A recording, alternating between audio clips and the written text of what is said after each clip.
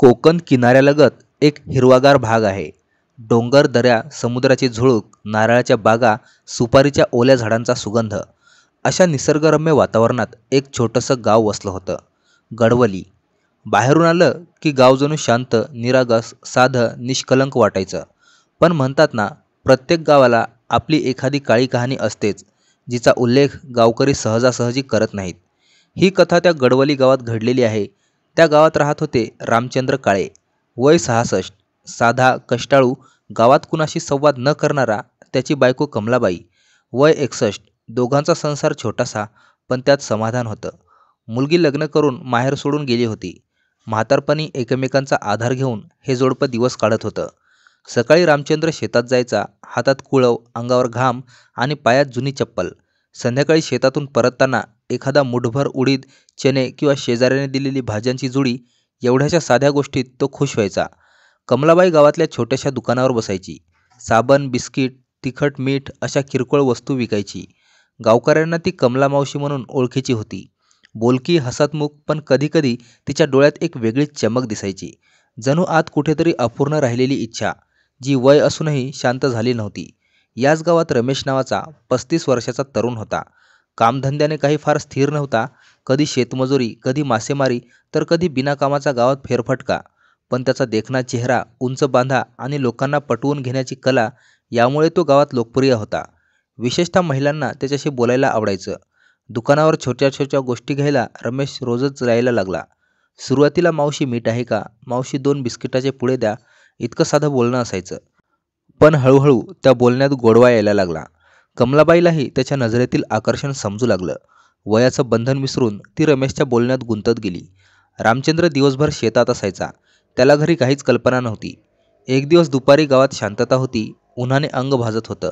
लोक झोपले होते. त्यावेळी रमेश कमलाबाईच्या दुकानातून सरळ तिच्या घरात शिरला. सुरुवातीला थोडा संकोच, पण हळूहळू त्यांच्यातील मर्यादा विरघळल्या.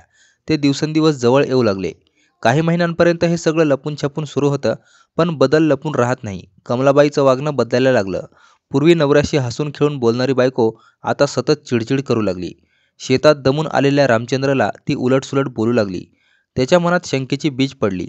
एक दिवस रामचंद्रानं मुद्दाम सांगितलं, मी तालुक्याला कामासाठी चाललोय, उशिरा येईन. आणि तो गावातल्या एका झाडामागे लपून राहिला. दुपारी त्याने स्वतःच्या डोळ्यांनी पाहिलं. रमेश घरात शिरला. खिडकीतून डोकावताच त्याला त्याच्या पत्नीच्या संबंधाचं सत्य समोर आलं. त्या क्षणी त्याच्या डोळ्यात पाणी आलं. एवढं आयुष्य एकत्र काढलं, पण म्हातारपणात ही फसवणूक.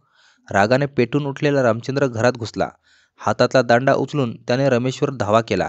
रमेश कसाबसा जीव वाचवून पळून गेला.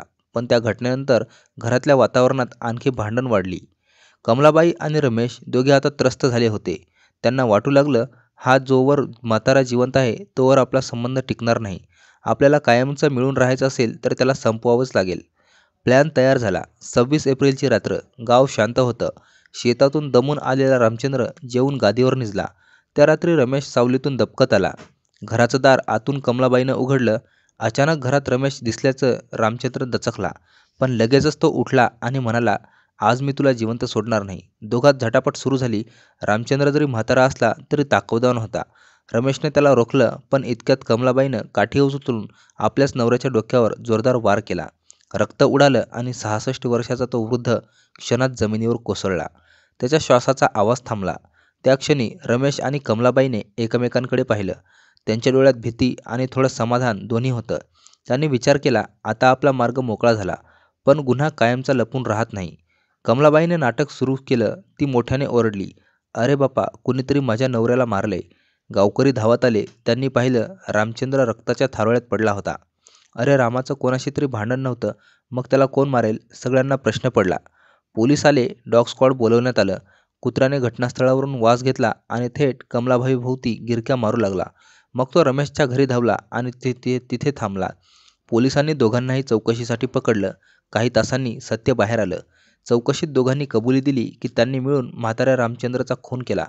गाव हादरून गेलं. सगळ्यांच्या मनात एकच वाक्य होतं, वासना माणसाला किती खाली आणते. कमलाबाईचं उरलेलं आयुष्य तुरुंगात गेलं. रमेशनं तारुण्य गुन्हेगार म्हणून घालवलं.